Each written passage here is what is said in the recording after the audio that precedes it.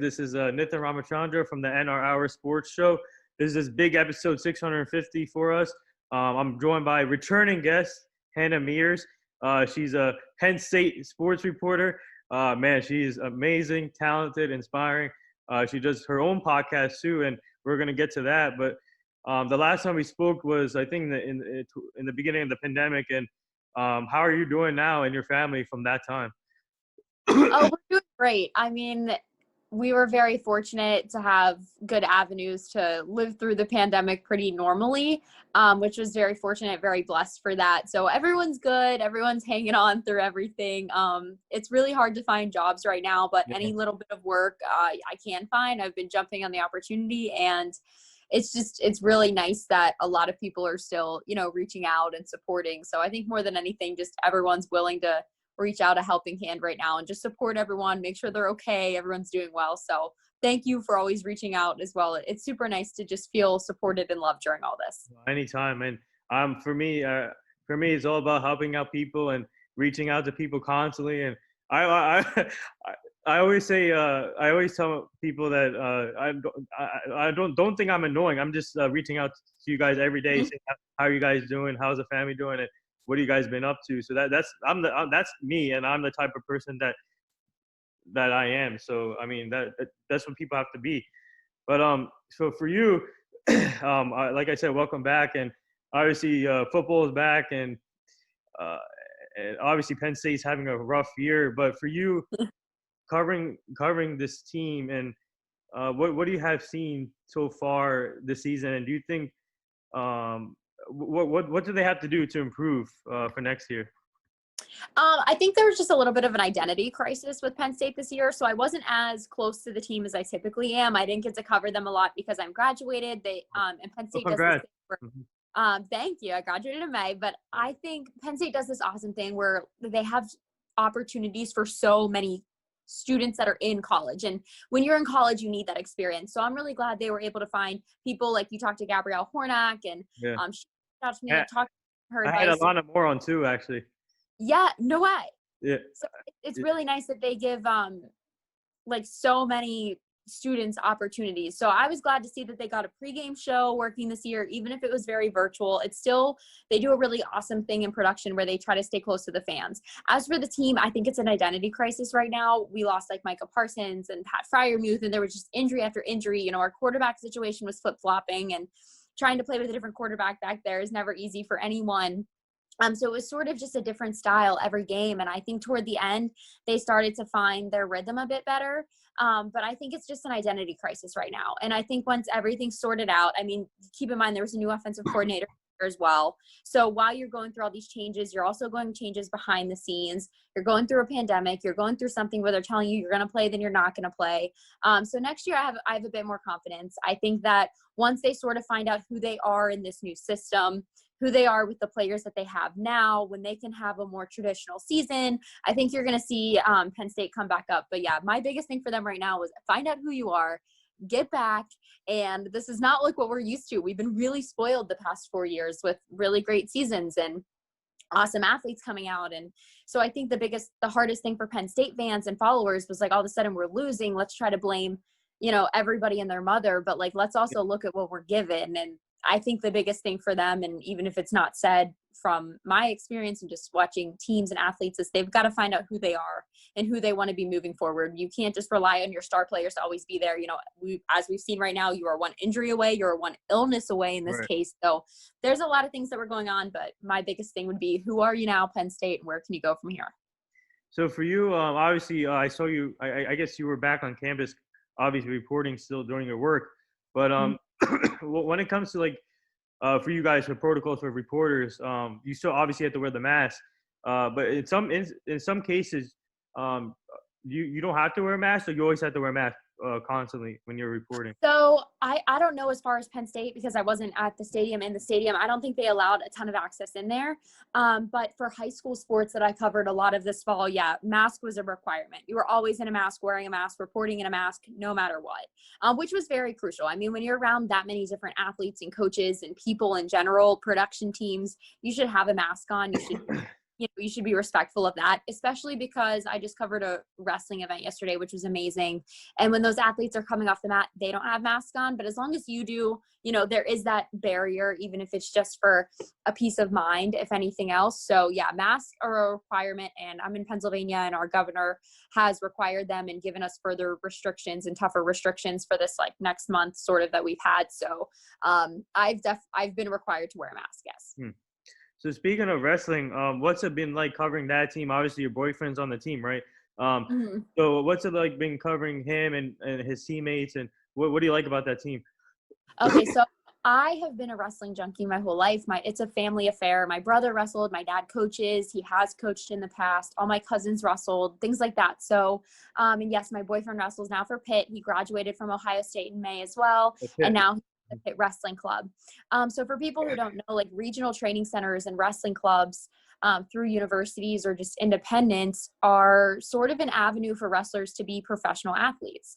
They get paid for events. They're training to be on a world and Olympic team. So it's a brand new avenue of the sport to be able to be paid like a professional.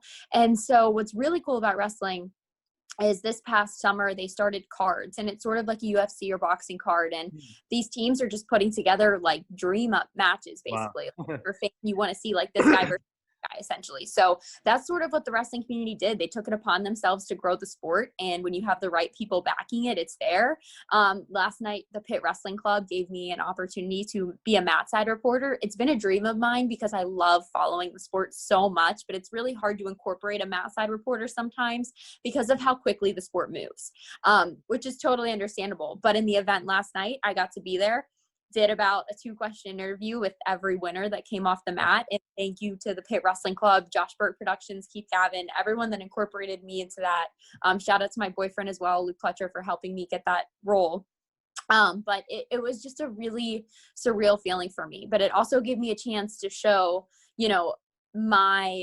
what I can bring to the sport. I've been around it for so long, and I try to give back as much as I can. So to now be a female who's incorporated in this it's huge. And I think these wrestling events are something that are really going to grow the sport. And I hope that more eyeballs from people who are not traditional wrestling followers will now finally be tuning into these events as well, because they're awesome. And if you can even find a team to follow or a guy to follow, like, you can really get invested in the sport. And I think there's just really great things happening right now. So I'm excited to see where it grows in the future, and I hope to be a part of that. Man, so for you being a reporter, so what's it like covering both Penn State and Pitt? Because I feel like they're both rivals in the Pennsylvania area. So what's it like covering both teams? So honestly, I got a lot of like digs for that, but I'm from the Pittsburgh area. Yeah. So Pittsburgh's like the hometown. It's cool. It's a really cool opportunity because, in wrestling, they just want coverage of the sport. We just want to grow the sport in general. So yeah, Pitt, Penn State, whatever, Ohio State, Iowa, whatever rivalries you may have there, like, it's just about promoting the sport. And at the end of the day, that's what everyone's really focused on, which is really cool. It's definitely different because, yeah, I've been branded as such a Penn State reporter for the past 4 years, but it was really important for me to also step away a little bit from that, not step away from Penn State because I'm always going to be like diehard Penn State. I graduated from there and was given all my opportunities originally from there, but to grow outside of that and find out what else I can be known for is really important to me. Not just in athletics, but in other avenues of the media industry as well. So I wouldn't say it was any different for me in a way either, because it's really cool. A lot of the guys that I've grown up watching were there wrestling last night. So it's not just like a Pitt or a Penn State thing. It's I get to see these guys doing something that they love on a high level and at an event that was the first of its kind for Pitt. So it was a really cool moment. Like, it was history for the Pitt Wrestling Club last night. And, it was cool to be a part of it. Wow. That's kind of cool, actually. They're coming up with ways to keep fans entertained with their card. I love it. I love the cards because me and my friends, we're big UFC fans and boxing fans. And when you look at the cards, that's the thing I like about these fighting sports, because they let the fans know what to expect in these. Right. So they give a list of fighters and they let the fans know. That's what I like about it. And yeah, there's great marketing strategies behind it all. And if you like UFC and stuff, you need to get into wrestling. I'm telling you, watch some of these cards, learn about it. It's not a hard sport to follow, because there are a few basic rules. Yes, there's some things you're going to be confused on, but if you already follow some of the UFC stuff and you like that, you're going to like the elements of wrestling that sort of follow in that as well. And to me, wrestling's more exciting. So, it's really cool. And I think you could be someone who would be really interested. Yeah, maybe. Yeah, I would like to actually. At some point down the line, I need to. Me and my co-host, our goal is to obviously I want to build this long-term relationship with her, with this podcast, and then eventually, after my correctional officer career, eventually get back into this business, and then I want both of us and even you or whoever stay connected and meet all of you guys in person, and we can cover each sports together. That's my goal. Mm-hmm. But Yeah, that's yeah. So I want to talk about obviously the college basketball teams, the men and women. mm-hmm. So what do you like about the Penn State men's and women's basketball team so far? Obviously, college basketball is back. I love it. Mm-hmm. But no, it's weird not seeing fans in college sports though. It's so weird. It is. You know what? It's really humbling. It's really humbling to be at events where you're so used to there being so many people, and then you get to these events and you're like, oh my gosh, like there's no one here. It just brings like a whole different aspect of like, it's just hard-nosed, like backyard playing sports again, like you're a kid. So there's some cool aspects about it too, but ultimately, yes, everyone wants fans back, especially those of us that work in production, and that's a huge aspect of being there is the fan element. Penn State men's basketball, I loved covering them last year. I had a blast. I think they had a lot of really young talent. And one guy that I saw that I really loved every single game was Isaiah Brockington. And he showed why, like in the very first game of the season. He's one of those guys on the team and on the court that you'll never see not hustling. And even if he wasn't out there and Penn State was down, like there were a couple games where he was the sole reason they came back and won by 1 or 2 points because he was always hustling. And I respect a lot of players who are just like hustlers. You may not have to have the most points at the end of the game, the most boards, most assists even. Yeah. Like you don't have to be the star that everyone's talking about. But if you're hustling, like you're doing a lot more for your team than you know. And he was somebody like that, obviously super talented, but he was a hustler. So I'm really excited to watch them this year, especially with like a new coaching change and things like that. Still not sure what that program is going to look like in the future, but I can promise you they have a lot of young talent right now who has had the time to grow up and learn with one another. And they just read each other really well in the court. So that's why I liked watching them a lot last year. It was just a team that really cared about one another, and they were always super supportive of me. So always going to be supportive of them. Really sad to know that their like NCAA tournament hopes were canceled last year because I think they could have made a run and surprised a lot of people because of the young, pure, raw talent that they did have. As for the women's team, I had the privilege of covering them last year too. And what I saw was just a team that has, again, they have young talent. They had a new coaching change. And with the women, it was almost like they were right there. They were right there. Each game that they did lose, it was like a lot of mental errors or mistakes that could have been prevented. So I think that team's under good leadership right now with Coach Keeger coming in. And I think she seems smart in the players that she had out there. She seems smart in her recruiting, what she wants a team to look like and grow. And I think, they're bought into building Penn State. Yeah. As long as you're bought into being maybe like a small fish in a big pond and building your way up, then I think they're in good fates for what the program holds. So what are your overall thoughts on the college basketball season? Do you think they can finish the season? And obviously March Madness is still up in the air, I think, but do you think they can finish the season first of all? I think with the vaccine coming out, everything becomes a little more concrete. The sports you have to worry about were the sports like the wrestlings, the swimmings. Those were like the big things. You can't wear a mask in a pool. It's really hard to wear a mask when you're one-on-one with somebody. Yeah. Especially when there's a lot of tournaments that thousands of people are coming to. College basketball, definitely a sport that I think, it can be going on, which is thankful for them. So I think they will finish the season. And now that I think the virus isn't so new for tournaments like that, I think they'll just limit fans and personnel that are available, but still give the athletes a chance to play. So I see that being something that could definitely pan out. And I mean, everyone's hopeful for that, if football can be going on, why can't why not? Basketball and things like that. So I think universities are being smart. The vaccine coming out is huge. And I can't picture something being totally canceled especially at the higher levels. I just don't see a lot of these conferences letting that happen. Yeah, like for example, it made me more confident that the vaccine will work because Joe Biden got it recently on live TV. So if you saw that, President-elect, I'm hoping that works, and we definitely need the vaccines for next year. And I just want fans back in the stadiums. That's what we live for, fans in the stadiums, and hopefully soon. But I got to ask you about this college football playoffs for football. But what are your overall? I know that you don't like it because Ohio State is in there, but I got to support I'm a Roll Tide. I'm going with Roll Tide because my co-host is from Alabama, so I got to support her. But what are your thoughts on the college football playoffs?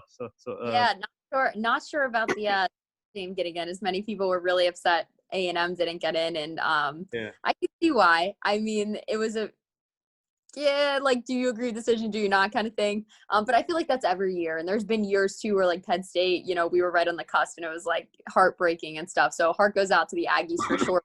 I think it's going to be a good playoff.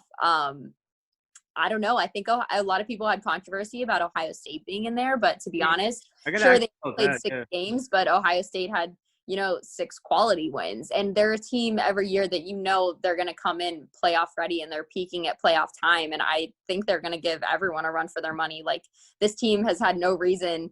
They haven't showed a single reason why they didn't deserve to be in the playoff, in my opinion, especially in the Big Ten, where you had a lot of teams who were in the talk, like early teams surprising everyone, and the Northwesterns and everyone with like Indiana and stuff. So the Big Ten was a big topic this year. So why Ohio State shouldn't be in there, that's what I'm a little confused about. Yes, I'm a Penn State fan, but I think they have every right to be in there.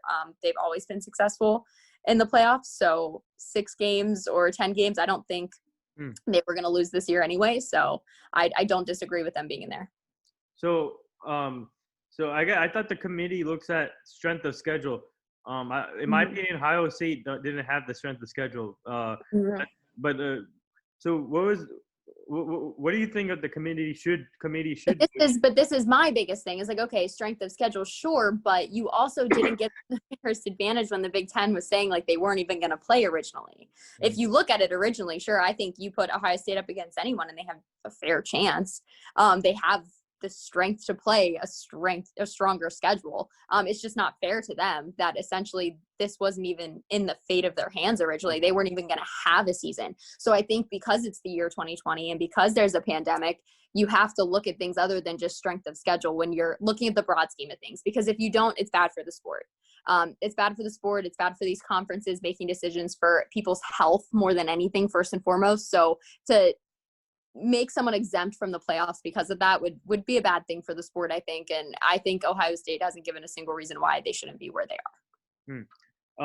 I want to get your take on this because I did a college football show recently with my friends on StreamYard, and we were talking about this. I want to get your thoughts. Do you think they should expand the playoffs to 8 or 10 teams? Because it's it's unfair.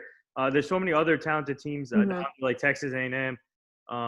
You have Coastal Carolina, man. This is the Cinderella story of college football. It's Coastal Carolina. So do you think they should expand the playoffs? I think it would be fun. I used to talk about this a lot with people in college. Just like, I know there's a ton of pros and cons and, with anything that you decide to do with that. But I think it would make it a lot more exciting for fan bases, especially because it doesn't just come down to 4 teams. When you have the teams like A&M right now who were just as worthy as Notre Dame was, if not more, why not? Why not expand it? And I'd love to know more of the reasoning behind it. I don't want to say I'm a knowledge guru on every single pro and con as to why expand it and why not, because everyone has different opinions. But I think it would be really exciting for the sport to try it. And in a year of 2020 where things were so uncertain, and if you're going to have complaints about strength of schedule like we were talking about and the amount of games played, this could have been a cool opportunity to do that or try to do that. I know that's a lot to ask, especially in a year where no one even knew if we were going to play, but I don't think it would be an unrealistic thing to try out. I think it's good for the sport to try new things and try to grow. But I think right now they're very they're very confident with just the 4 teams in the playoffs, and that's that. Other ones go to bowl games, be happy with it. But I could see something like that happening in the future, and I think it would be really fun for the sport. So I want to. I don't know what your take was on it. I didn't see the college football playoff show that you did, but Oh, excuse me. Just bear with me. I've been getting this cough lately. I don't know what's going on. listen, hopefully you don't have COVID over there. No, but I hope not. I feel fine. But so yeah, no. I didn't post it on my feed, but I posted on the story. The one thing Okay. the one thing I don't like about Instagram, they don't let the story last for like 40 to 72 hours. I think they should last it So longer. there's an app. I had run into this too, where I was doing Penn State Sports Business Conference, and I asked them how they downloaded their live stories after, and there's an extension you can get on Google Chrome where you can actually download your story, even if it's longer. So definitely look into getting that, because I have done that before, and then you can take it through an editing process. Oh, okay. What's the app called? It's just a Chrome extension. You'll have to look it up. I'm not sure off the top of my head what it is, but it's just Google like how to download the extension for Instagram live stories and just install it into your computer, and you type in your Instagram information and can go from there. Yeah. So we had when we had the college football show. My take was we should definitely expand the playoffs, because to be honest, I already said college football, they want money. College football wants money. Mhm. So if you expand these playoffs, then you'll get a lot of fans. It'll be a lot of competition, and all these fans from these other teams that are fighting for the playoffs, then you'll get a higher rating, in my opinion. And we also brought up in the show that not only you get to see different matchups, you won't have to see the same matchups all the time. Like for example, Alabama, Clemson, or Ohio State. It would be nice to see different teams like Coastal Carolina get in there and face like Alabama. And then you see teams that also, what I think is a lot of upsets happen then. Yeah, when you have to play more games, you have a less margin for error and things like that. So I think that's what would be cool about it too, is you have more competitions that happen. You have a harder route to get there, and I think that would be fun as well. I know it's a lot of times too, it's like how many games you can play in a season as well. So like they were talking about how you'd have to adjust an in-season schedule, and so I know it's a lot of work, but like you said, I think it would be fun in that aspect, just to see some new schools be able to get in there, because especially when it's up to a committee to decide, and you're just a little disheartened as a fan, like you can have this awesome season and then all of a sudden like, nope, sorry, like your strength of schedule or something like that determines your fate. Yeah, it's a little bit of rocky water going there. They got to put some respect on Coastal Carolina, man. You're all about Coastal Carolina. Yeah, they're getting too much disrespect. I love the way they play. The coaches, oh my God, the coaching staff is amazing. The quarterback can play. This team, I'm telling you, this team will eventually get into the playoffs at some point in the future. All right, you said it here. You said it here. I do agree. I got to watch them. I watched one of their games this year, I think, actually, and was, like you said, pretty impressed with them. But yeah, are they worthy against an Alabama? Is their strength of schedule like that? Probably not. So like you said, if they get a chance to get into an expanded playoff, I think it would be pretty cool. Yeah. So I want to ask you if you got to see any of those the SEC championship game with Alabama and I think they played I forgot they played, but and then Clemson played Notre Dame. Yeah, so did you get to watch any of those teams? Alabama played Florida. There you go. Did you watch any of those games? I watched a little bit of it, but it was just sort of background noise. I watched the Big Ten game, actually fell asleep, took a little nap during it for a little bit, but wasn't as invested because Penn State was off this year. But I did get to watch a little bit of it, but in terms of being able to talk about it, probably not, just sort of background noise. All right. I don't know if you wasn't as invested into that as I wrestling the past few months. You know Najee Harris from Alabama? Yes. All right. I tweeted saying, put some respect on his name. He had 5 touchdowns in that game. Nobody talks about him either. This guy can play. He's a stud, and I think he should be in the Heisman Trophy consideration, and I think he's going to be in the draft this year too. So I'm going to ask you this: outside of all these prospects that are going into the draft, obviously the quarterbacks are the headliners, but what are your sleeper prospects or outside of the quarterbacks like Najee Harris or these other positional players that you like in the draft? That's a good one. I mean, the thing we were talking about though with like the Heisman candidates is like, yeah, you see a lot of quarterbacks generally, quarterbacks, running backs, your stars. I don't think Najee Harris was as big as a sleeper as what you're saying. I think people knew his name coming in. I think he was talked about, but yeah, the Heisman candidate that holds a lot of weight, and especially if you're a quarterback, you're gonna get thought of for that. I can give you from a Penn State perspective. I'm really interested to see. I'm really interested to see the draft, and this is why. This year in general, not just so much picking out like different players, but being able to train in certain places right now with a pandemic. People deciding to leave earlier, not having a season. Like, for example, where does someone like Micah Parsons now fall, considering he didn't have a season this year? Where has he been training? Has he been able to have quality training? Has he had to quarantine? Has things had to happen in that aspect? So I think the draft is going to be unique in that way. I think it forces a lot of coaching staff to look at, really dig deep and look at how players have performed before. I didn't exactly get a good gauge either on like the guys that were declaring from the draft for Penn State, like someone like Pat Freiermuth. Is he healthy? Is he going to be able to perform? What did people see from him? Penn State didn't have a great season. So now where does he fall? Because last season he was phenomenal. Like he was coming in ranked as one of the best receiving tight ends in college football. So I think I'd just be really interested to see, the guys that I've been rooting for at Penn State and where they fall more than anything, just because those were two people that were in totally different positions. And just to see where they end up would be really cool. But yeah, as for sleepers and things like that, I don't think I've done enough research to give you an educated opinion about it right now. So I'll have to get back to you on that. But I'm more than anything, I'm really interested just to see how the draft goes this year and where people fall because of having to give up seasons and then there being seasons. And did a guy, like you're saying, a sleeper, all of a sudden pass you up because you didn't play this season and he did? Yeah. Sorry, my dog is trying to get in here too. No, I love it. I did want to ask, though, did you talk to any Chris Fowler about any of this? I saw that you talked to Chris Fowler. So Speaking of Chris Fowler, I sent your paste to him. Did you reach out to him? Thank you.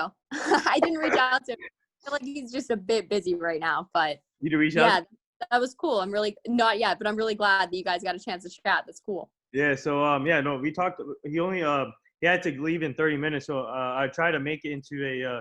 You know what?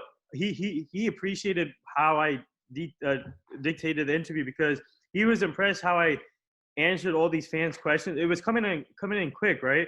So I was trying to figure out how to do this. So I answered the fans' question and then I asked my own questions. But he was impressed. He even told me that for you to be able to answer these fans' questions in 30 minutes is just amazing. He said. But yeah, so that was my goal, just to get the fans interacted. So that's been it's a good interview. So yeah, man, Chris Fowler, that was an honor to talk to him, and obviously he's a college football knowledge. And yeah, we just talked about some of the teams that can obviously like Alabama, Clemson, or Ohio State, and we talked about some sleeper teams. And he said that I didn't bring him close to Carolina, but I think he said that he loved the Northwestern, and then he liked. Closer. He likes some of those teams, but we had a great conversation, like a 30-minute conversation. So yeah, that's awesome. I liked how he talked about sort of gave everyone like a day in the life of what like of him as well, because on top of having to know all their knowledge, it's they're humans too, and it's how they're navigating their job around life. And he's one of the the biggest media personalities in college football. So it's really cool. It was cool that you got to talk to him and see and pick his brain a little bit about what he goes through. I also had Tom Hart on, if you know him. Okay. I've seen, listen, you do so many of these that I don't catch them all. But I think have you seen the ones with my co-host? I haven't seen them yet. Okay. And I was hoping she'd be on today to be able to talk to her and get to know her a little bit more. I saw that you said she's on the rowing team, I believe. Yeah, Alabama. I'll send you. She has 2 pages, so I'll send you both of them when we're finished with it. You can connect with her. Yeah, that'd be awesome. Look at you. You're always connected people out here. You're the man that's constantly doing something. I don't know when you sleep. Hey, no, you one thing you should know about me, I'm quick in this business. I'm trying. Yeah. Like for me, obviously it's hard posting stuff, but I'm happy that she's on board. So whenever she has time, she posts too. But like it's she's helping me out with the Alabama connections too. By the way, she's trying to get Eli Gold on the show, the voice of Alabama. Okay, there you go. Yeah, hopefully that happens, and we're trying to get utilize her Bama network for sure. That'd be- yeah. But I want to ask you. I'm sure she had some words to you about Najee Harris as well. Yes. I'm telling you, put some respect on his name, Najee Harris. I'm not saying. I think if people don't have respect for him, that's a little crazy, but I agree. And also put some respect on Coastal Carolina. Wait, what? Yeah. Well, and also put some respect on Hannah Mears too. Yeah, so. Thank you. But I appreciate you having me on again, though. Always love our conversation. Yeah, but I gotta ask you this. So obviously you're from Pittsburgh. So are you a Steelers fan? Of course, I'm a Steelers fan. So what do you think? Obviously they lost. They've been struggling. Yeah. So what do you think of their team right now? And do you think they can overcome it and be ready for the playoffs? Oh yeah. Man. God, it was starting off so great. The season started off great. I think what was killing us was we ride or die with our quarterback, Big Ben, as Steelers fans. Like, we want him out there, like, broken bones and all. That's how the relationship with Pittsburgh and Big Ben is. But he was really struggling.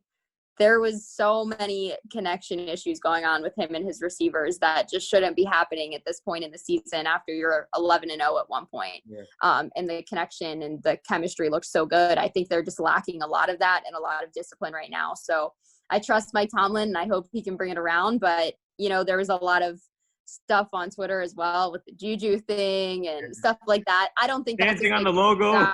Yeah. It may be a media distraction to fans. But as for him as a player, I think him just dancing on a logo before a game is the least of their worries. I don't think that's actually affecting how he's playing, which a lot of people, like, that's all anybody wanted to talk about was, okay, like, let's give a reason why we lost instead of looking at the actual play that happened on the field. They're like, well, Juju danced on a logo. Well, let's be honest, that's probably not why they lost. But he did come out saying, like, he wasn't going to do it anymore, probably out of respect for the fact that his team's getting, the only thing that was buzzing around the Steelers after that loss was that moment. And so it's taking away a lot just about how the team's doing in general and what they actually need to work on. It's not that Juju needs to stop living Juju's life. It's what does this team need to do to find their chemistry? And so. Do you like that? Do you like him dancing on the logo before the game? I mean, this is my thing. No one was complaining about it when we were like 8-0, 9-0, 10, you know what I mean? So, like, no one was complaining about it. Juju's a fun media personality. I am a huge advocate for athletes being active on their media profiles. I think it's awesome that you're a fan, and when you sit down at the end of the day, you know what your favorite athlete does when they go home. Mm-hmm. You know who they are as a person. I'm a huge advocate for that. I'm a huge advocate for humanizing professional athletes. So I had zero problem with it. I don't think it was as bad as what people are making it. If you're a Steelers fan and you're winning, it's kind of funny. If you're good, it's whatever, it's funny. But you always have to keep in the back of your mind when you're doing something that bold, you're going to get, people are also waiting for the day when something happens, like when he got absolutely destroyed on the field. So people are always going to be waiting to, like, tear you down about it too. And I mean, you just have to expect that at some point. You can't just be naive to it and be like, oh, well, as long as Juju's dancing, it's fine and we're winning. But as soon as we lose, we're going to tell them it's the worst thing ever. That's just social media in general. People love you when you're good and hate you when you're bad. So you have to be able to navigate through that. But yeah, in terms of the people are just making it such a big deal where it's like it wasn't before, but now they lose and all of a sudden that's why they lost. I don't think so. Yeah. So a couple more things here before I let you go. I want to get to your podcast, but before that, obviously, I'm a Cowboy fan, and we're still in the hunt for the playoffs. We're 5-9, we're one game behind Washington. And I don't know if you saw my hype video that I put out on Instagram and Twitter with I was trolling the Eagles. I had my Cowboy sweatshirt on. Oh no! The Cowboys beat the 49ers. I did this video. Yeah. I had the Meek Mill Dreams and Nightmare song in the background, and I was like, I was so pumped up. So I had to do it. I wanted to troll fans that day. I wanted to throw some shade at some people. So I did a hype video. I don't know if you saw that, but what are your thoughts on my Cowboys? Check it out. Yeah. I'll have to check it out. Oh my god. Oh my gosh. The Cowboys. I can't believe it. I didn't know you were a Cowboys fan. You didn't know that? I thought I mentioned it in the first time we talked. I don't remember. Maybe we did. Maybe we talked about it. I don't know. We focused a lot on different things that day, but yeah, oh my gosh. I just sent it to you. So it's actually funny. The guy I work with a lot, Adam, and I'll answer your question in a second. He's like a huge Eagles guy, like Philly everything.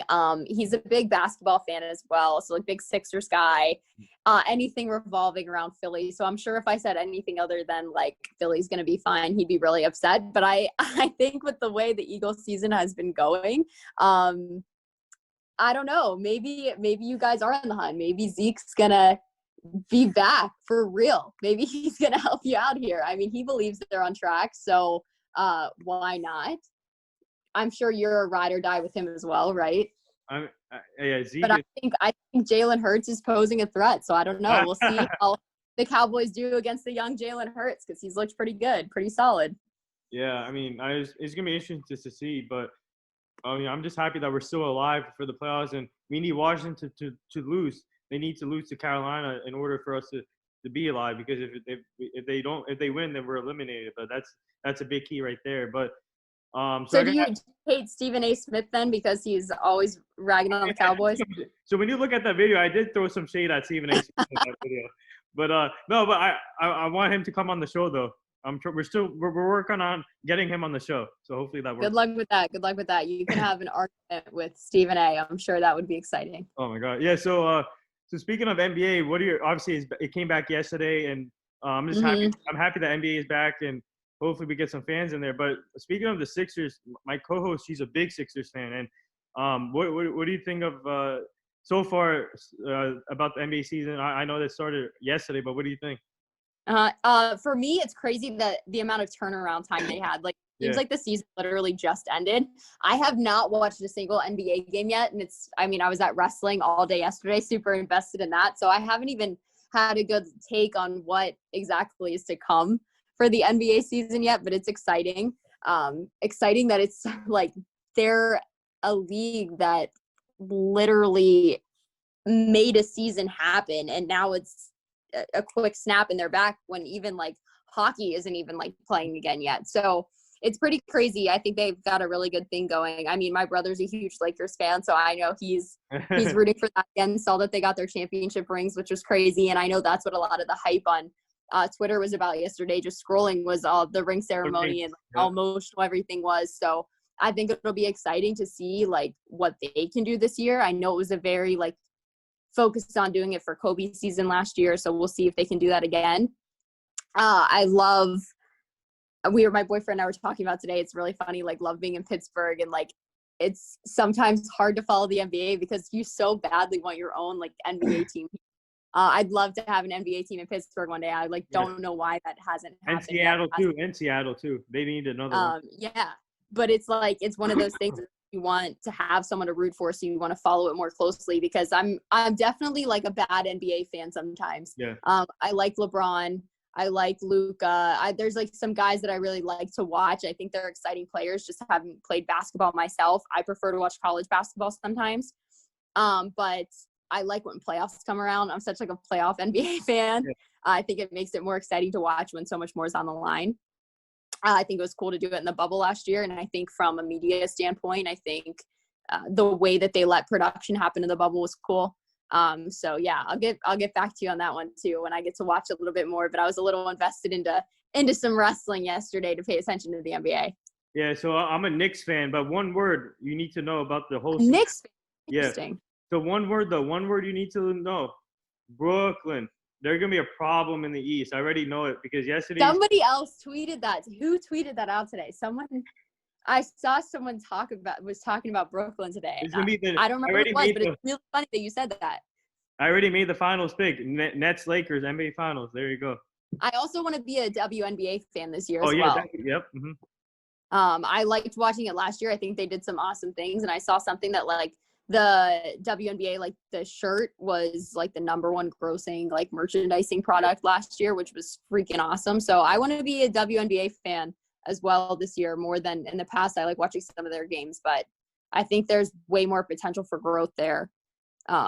because of all the movements that were happening last year and stuff. So there's some things I want to get more emotionally invested to, I guess, not just being a fan from the sidelines, but get a little more emotionally invested, find a team that like I've always, like you're saying, like been a Braun fan, so you kind of follow him, things like that. I like Luka. I had to be a devoted Clippers fan for like the longest time because of like a bet I had made back in the day. It was like the dumbest thing. So it's like stupid things like that. But yeah, to get more emotionally invested would be a goal for sure. Yeah, so yeah, WNBA is really inspiring. I love what they're doing and how they're building. Actually, I had Renee Montgomery on the show too, so she's an inspiration basketball player too. But I want to get to your podcast real quick. So what's it like having your own podcast too, and interviewing these players and connecting with other podcasters like me and all the other hardworking podcasters? What's it like, Joe, just to be connected and networking? Yeah, I talked to somebody today and they were like, I just want to be a professional podcaster. And I was like, I think that's everyone's dream right now, especially in 2020, because you see how fun it is. You just get to have conversations with people.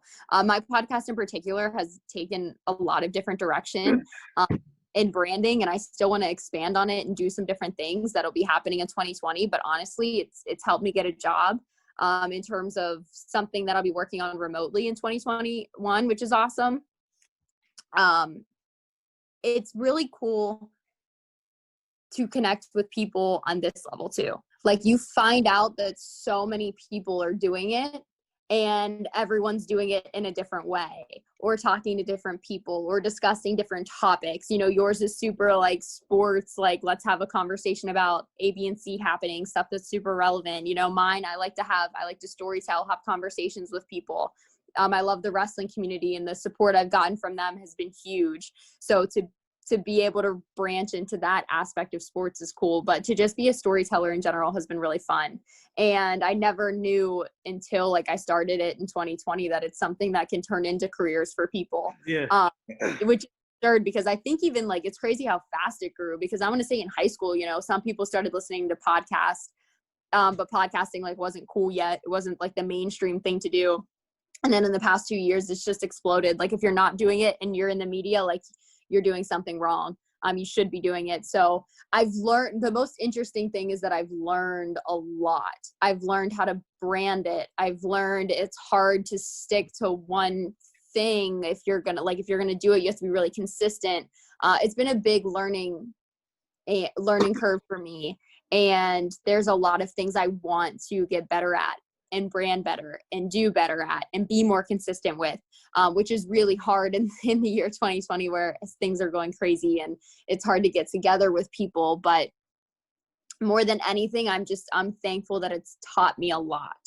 And it's exposed me to a lot of different people. And it's really interesting because all these podcasts and stuff, I'm sure you know, give you a lot of analytics and statistics about episode and when people are listening and how long people are listening. And I think that's a really good skill to have for someone who wants to work in media, is like being able to break down those analytics and be like, okay, when's the best time to post?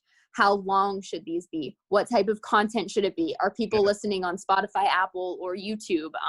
How can I grow this? Where can I go from here? What can be different from what somebody's already doing? I mean, it's a really cool way to be involved in the media world, in the social media world, and just sort of grow in that aspect, because it's something that I had always wanted to do but never really knew how, and then 2020 kind of forced you to do it.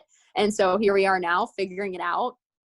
And more than anything, I just want to be able to brand really well and just be able to grow and have it as something I can do forever, because I think it's fun.